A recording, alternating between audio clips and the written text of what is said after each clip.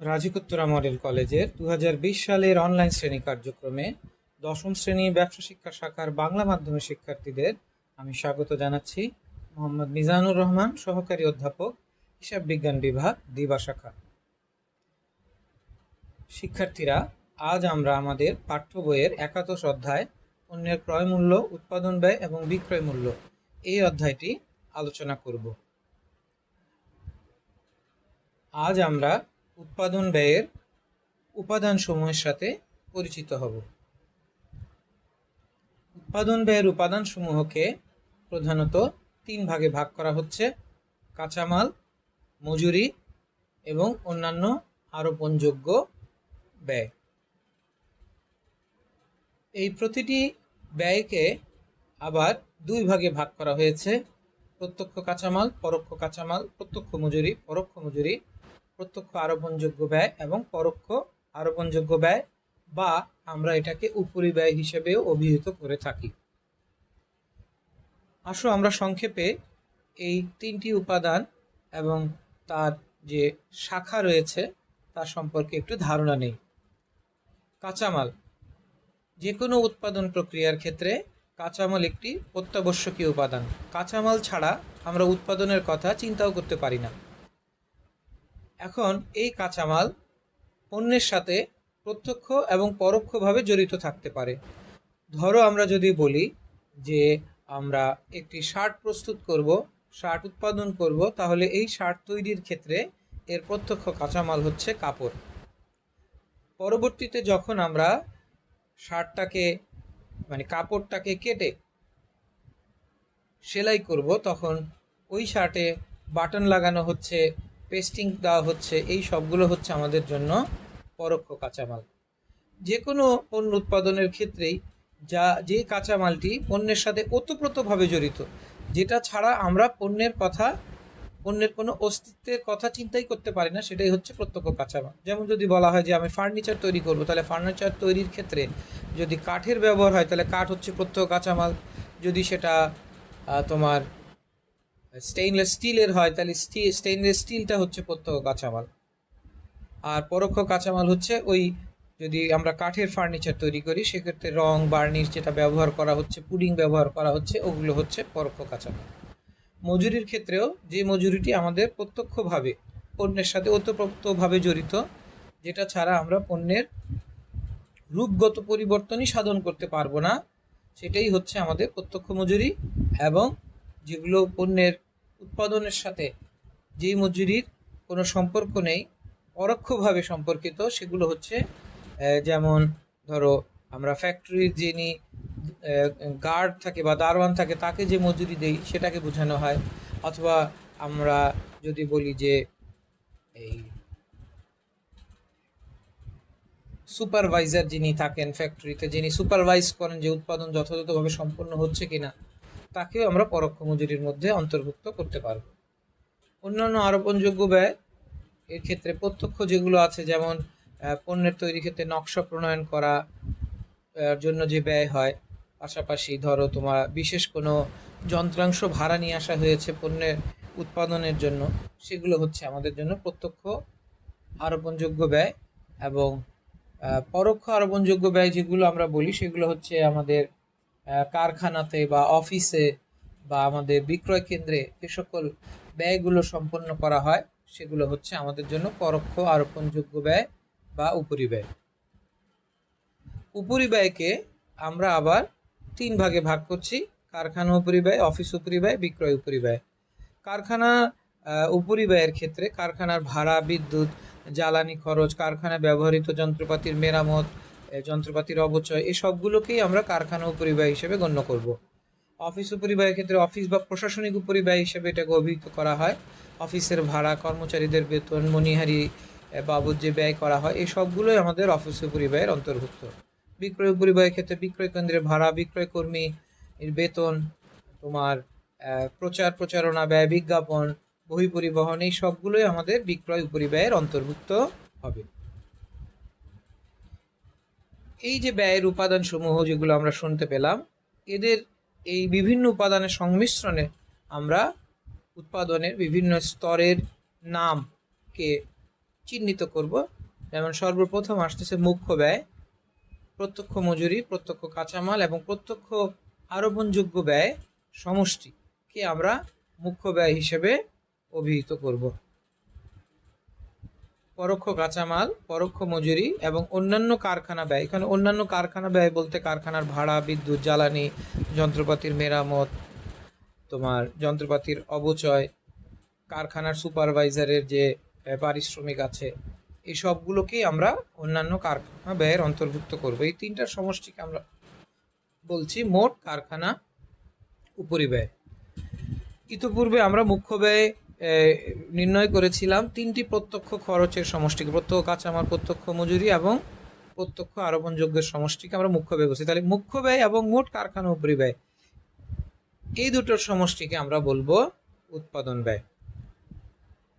এবার এই উৎপাদন ব্যয়ের সাথে আমরা যদি একটু মনে করার চেষ্টা করি, আমাদের উপরিব্যয়ের মধ্যে থাকা অফিস এবং বিক্রয় উপরিব্যয় ছিল ওই দুটো ব্যয়ের সমষ্টি, যাকে আমরা বলি পরিচালন ব্যয়। এটা আমরা মনে রাখবো, অফিস উপরিব্যয় এবং বিক্রয় উপরিব্যয়ের সমষ্টিকে আমরা পরিচালন ব্যয় বলি। উৎপাদন ব্যয়ের সাথে পরিচালন ব্যয় যুক্ত হলে যা বের হবে তাকে আমরা বলবো মোট ব্যয়। শিক্ষার্থীরা, আমরা উৎপাদন ব্যয়ের উপাদানের সাথে পরিচিত হলাম। পাশাপাশি আমাদের এই উৎপাদন প্রক্রিয়ার ক্ষেত্রে বিভিন্ন ধরনের মজুদ আমরা দেখতে পাবো। কাঁচামালের মজুদ, অর্ধসমাপ্ত পণ্যের মজুদ, তৈরি পণ্যের মজুদ এবং প্যাকিং সামগ্রীর মজুদ। কাঁচামাল বলতে এখানে প্রধানত প্রত্যক্ষ কাঁচামালকেই বোঝানো হচ্ছে। অর্ধসমাপ্ত হচ্ছে উৎপাদন প্রক্রিয়ার যে কোনো একটা সময় এসে যখন আমরা নির্ধারণ করি যে কী পরিমাণ পণ্য উৎপাদন হয়েছে, কী পরিমাণ কাঁচামাল ব্যবহার হয়েছে, ঠিক সেই মুহূর্তে কিছু পণ্য আমাদের অর্ধসমাপ্ত থাকে, যাকে আমরা কাঁচামালও বলতে পারছি না, তৈরি পণ্য বলতে পারছি না, তাকে আমরা অর্ধসমাপ্ত বা অর্ধ তৈরি বা আমরা এটাকে চলতি কার্য নামে অভিহিত করি। তৈরি পণ্য যেটা সম্পূর্ণ প্রস্তুত হয়েছে। প্যাকিং সামগ্রী, আমরা জানি যে পণ্য উৎপাদনের ক্ষেত্রে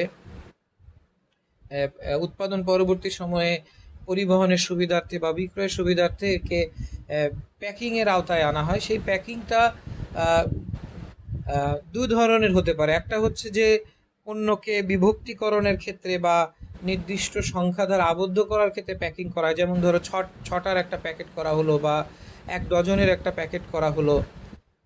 অথবা দেখা যাচ্ছে কিছু পণ্য এমন আছে যেটা প্যাকিং ছাড়া সেটা বিক্রয় কার্য বা এটাকে এক স্থান হতে অন্য স্থানে নেওয়াও সম্ভব হবে না। যেমন আমরা যদি বলি যে আমাদের যেটা খাদ্যে ব্যবহার করা তেলের কথা, যেমন সয়াবিন তেল বা সরিষার তেল বা নারিকেল তেল আছে, এগুলো কিন্তু একটি কন্টেনারে পাওয়া যায়, 5 litre, 3 litre, 2 litre, 1 litre, 500 ml। So এই জন্য এই ক্ষেত্রে এখানে এই প্যাকেজিংটা কিন্তু পণ্যের সাথে ওতপ্রোতভাবে জড়িত। যদি এমন হয় তাহলে আমরা এই প্যাকিং যে ব্যয়টা হবে তাকে আমরা প্রত্যক্ষ ব্যয় হিসেবে ধরবো। আর যদি দেখা যায় যে না, পণ্য তৈরি পরবর্তী সময় যখন এটা একই স্থান হতে অন্য স্থানে নেওয়ার সুবিধার্থে যে প্যাকিং করে দেওয়া হয় তাকে আমরা পরোক্ষ খরচ হিসেবে গণ্য করব। প্রতিটি মজুদের ক্ষেত্রেই আমরা প্রারম্ভিক ও সমাপনী মজুদ দেখতে পাবো।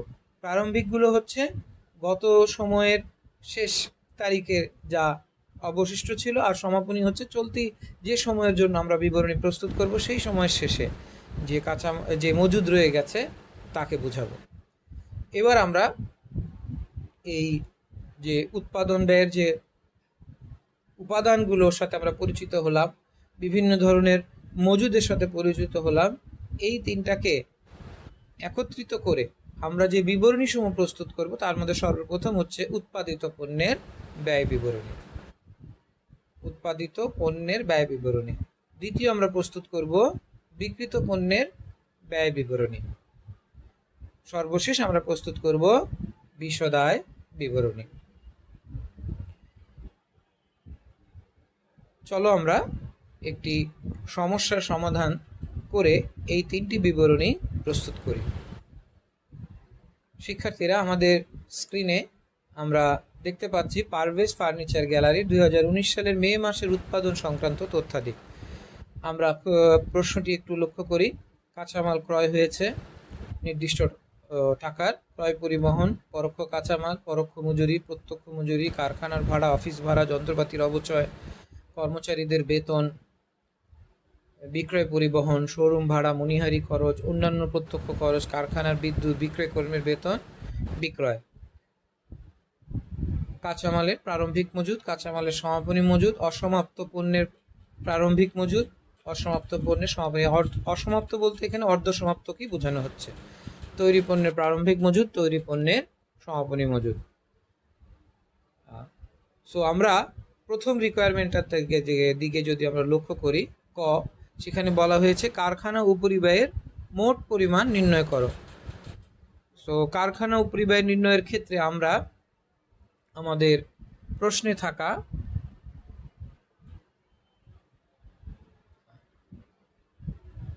পরোক্ষ কাঁচামাল কে আমরা নিব পরোক্ষ কাঁচামাল, পরোক্ষ মজুরি, কারখানার ভাড়া, যন্ত্রপাতির অপচয় এবং আমরা নিব কারখানার বিদ্যুৎ। শিক্ষার্থীরা আমরা স্ক্রিনে হাইলাইট করেছি লাল কালির দ্বারা। সো চলো আমরা দেখে নিই।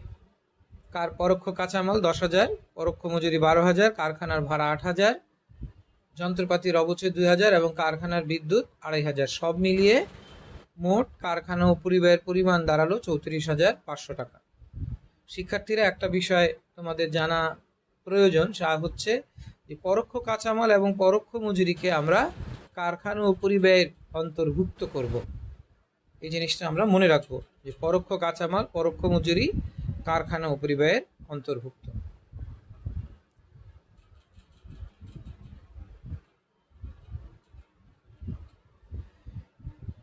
এবার আমরা দ্বিতীয় রিকোয়ারমেন্ট 2019 সালের মে মাসের উৎপাদিত পণ্যের ব্যয় বিবরণী প্রস্তুত করব।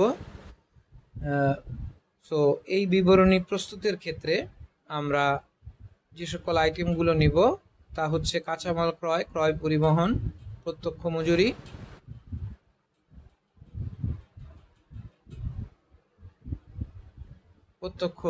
অন্যান্য প্রত্যক্ষ খরচ, কাঁচামালের ক্ষেত্রে কাঁচামালের প্রারম্ভিক সমাপনী মজুদ এবং অসমাপ্ত পণ্যের প্রারম্ভিক সমাপনী মজুদ। চলো আমরা বিবরণটি করা শুরু করি। সর্বপ্রথম আমরা কাঁচামালের প্রারম্ভিক মজুদ। শিক্ষার্থীরা আমরা স্ক্রিনে অ্যারো সাইন দিয়ে দেখাচ্ছি প্রতিটি ফিগারকে, তোমরা এটা বিশেষভাবে লক্ষ্য রাখবে। কাঁচামালের প্রারম্ভিক মজুদ হচ্ছে 15,000 টাকা। কাঁচামাল ক্রয় হয়েছে 75,000, যার সাথে আমরা ক্রয় পরিবহনকে যুক্ত করে মোট হয়েছে 77,000 টাকা। কাঁচামালের প্রারম্ভিক মজুদ এবং এই 77,000-এর সমষ্টি হচ্ছে 92,000, যার থেকে আমরা কাঁচামালের সমাপনী মজুদ বাদ দিয়েছি। আমাদের বের হয়ে এসেছে ব্যবহৃত কাঁচামাল 80,000 টাকা। আমরা ইতিপূর্বে শিখেছি প্রত্যক্ষ কাঁচামাল, প্রত্যক্ষ মজুরি ও প্রত্যক্ষ খরচের সমষ্টিকে আমরা মুখ্য ব্যয় বলি। এখানে ব্যবহৃত কাঁচামালটাই প্রত্যক্ষ কাঁচামাল হিসেবে আমরা গণ্য করব। এর সাথে এবার আমরা প্রত্যক্ষ মজুরি 30,000 এবং অন্যান্য প্রত্যক্ষ খরচ 3,500 যুক্ত করে 33,500 টাকা। ব্যবহৃত কাঁচামাল এবং এই দুটো অঙ্কের সমষ্টি যা 33,500 যোগ করলে আমাদের মুখ্য ব্যয় আসছে 1,13,500 টাকা। এবার এর সাথে আমরা রিকোয়ারমেন্ট কতে যেটা আমরা কারখানা উপরিব্যয় বের করেছিলাম তা লিখে দিয়েছি। এটা আমরা চাইলে করতে পারি, আবার চাইলে আমরা প্রত্যেকটা আইটেমকে এখানে উল্লেখ করে সমষ্টি দিতে পারি। যেহেতু আমরা রিকোয়ারমেন্টে কারখানা উপরিব্যয় নির্ণয় করেছি, তাই এটা আর এখানে না করে সরাসরি আমরা ওই অ্যামাউন্টটাই লিখে দিয়েছি। সব মিলিয়ে আমাদের উৎপাদন ব্যয়ের পরিমাণ দাঁড়ালো 1,48,000 টাকা। শিক্ষার্থীরা আমরা ইতিপূর্বে বিভিন্ন উপাদানকে যুক্ত করে যে নতুন নাম আসে, আমরা উৎপাদন ব্যয়ের সাথে এবার অসমাপ্ত পণ্যের প্রারম্ভিক মজুদ 8,000-কে যোগ করব। যোগফল আসতেছে আমাদের 1,56,000, যা থেকে আমরা অসমাপ্ত পণ্যের সমাপনী মজুদ 9,000 টাকা বাদ দেব। বাদ দিলে আমাদের যেটা বের হয়ে আসছে, যাকে আমরা নামকরণ দিচ্ছি উৎপাদিত পণ্যের ব্যয়। অসমাপ্ত পণ্যের যদি কোনো মজুদ বিদ্যমান না থাকতো, তাহলে আমরা উৎপাদন ব্যয়কেই উৎপাদিত পণ্যের ব্যয় হিসেবে গণ্য করতাম।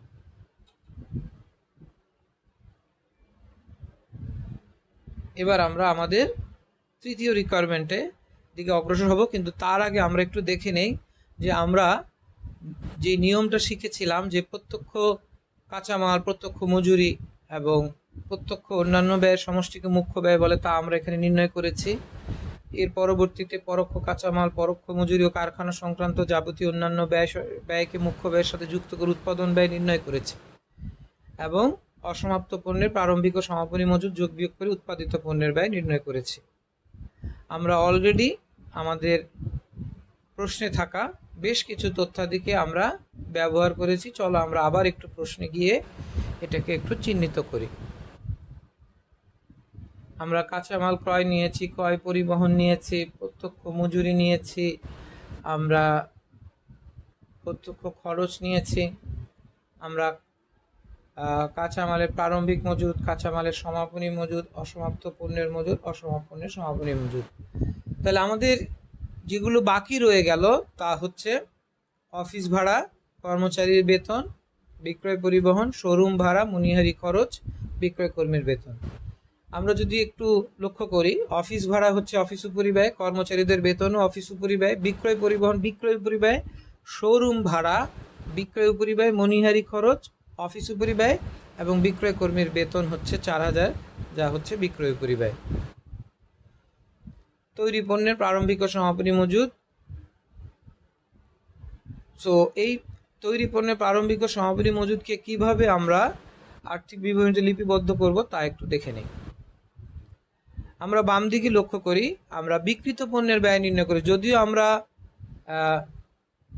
আমাদের রিকোয়ারমেন্টে বিক্রিত পণ্যের ব্যয়ের কথা উল্লেখ নেই, কিন্তু বিক্রিত পণ্যের ব্যয় নির্ণয় না করে আমরা বিশদ বিবরণী প্রস্তুত করতে পারছি না। তাই আমরা বিক্রিত পণ্যের ব্যয় বিবরণীটা পৃথকভাবে পূর্বেই প্রস্তুত করে নিয়েছি, যেখানে আমরা তৈরি পণ্যের প্রারম্ভিক মজুদ 10,000, তৈরি পণ্যের প্রারম্ভিক মজুদ 10,000। আমরা আবার একটু প্রশ্নে দেখে নেই, তৈরি পণ্যের প্রারম্ভিক মজুদ 10,000 এবং তৈরি পণ্যের সমাপনী মজুদ 7,000।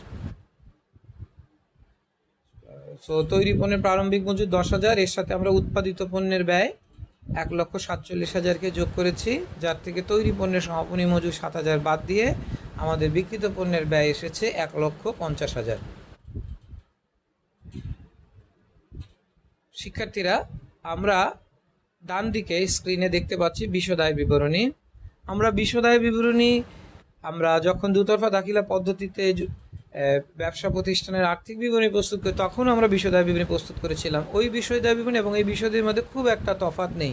প্রথমেই দেখো, আমরা প্রশ্নে থাকা বিক্রয় 2 লক্ষ থেকে বিক্রিত পণ্যের ব্যয়, যা আমরা একটু আগেই নির্ণয় করেছি 1,50,000, তা বাদ দিয়েছি। বিক্রয় 2 লক্ষ, তার থেকে বিক্রিত পণ্যের ব্যয় 1,50,000 বাদ দিয়ে এসেছে আমাদের মোট লাভ 50,000। এবার আমরা এই মোট লাভ থেকে পরিচালন ব্যয় বাদ দিয়েছি, যেখানে অফিস উপরিব্যয় এবং বিক্রয় ব্যয় উপরিব্যয়কে আমরা পৃথকভাবে সমষ্টি নির্ণয় করেছি। সো অফিস উপরিব্যয়ে আমরা অফিস ভাড়া লিখেছি 7,000, কর্মচারীর বেতন 9,000, মনিহারি খরচ 1,000, সব মিলিয়ে আমাদের সমষ্টি দাঁড়ালো 17,000। আমাদের কাছে যদি প্রশ্নে জানতে চাই যে অফিস উপরিব্যয়ের মোট পরিমাণ কত, তাহলে আমরা এই 3টি আইটেমের যোগফল নির্ণয় করে 17,000 নির্ণয় করব। বিক্রয় উপরিব্যয়ের ক্ষেত্রে বিক্রয় পরিবহন 1,500 টাকা, শোরুম ভাড়া 4,500 এবং বিক্রয় কর্মীর বেতন 4,000, এই 3টির সমষ্টি 10,000। সব মিলিয়ে আমার পরিচালন ব্যয়ের পরিমাণ দাঁড়ালো 27,000 টাকা। মোট লাভ থেকে 27,000 বাদ দিয়ে আমাদের যা নির্ণয় করা হলো সেটা হচ্ছে আমাদের নিট পরিচালন লাভ। আমরা রিকোয়ারমেন্টে থাকা 3টি ক, খ, গ এর মধ্যে থাকা আমরা উৎপাদিত পণ্যের ব্যয় প্রস্তুত করেছি, বিক্রিত পণ্যের ব্যয়ও আমরা বিশদ আয় বিবরণী প্রস্তুতের জন্য প্রস্তুত করেছি এবং পরবর্তীতে বিশদ আয় বিবরণী প্রস্তুত করেছি। আশা করি আমরা এই 3টি বিবরণী প্রস্তুত বুঝতে পেরেছি। শিক্ষার্থীরা, আজকে আমরা আমাদের এই পাঠ এখানেই শেষ করছি। পরবর্তী পাঠে আবার তোমাদের সাথে মিলিত হব। সবাইকে ধন্যবাদ।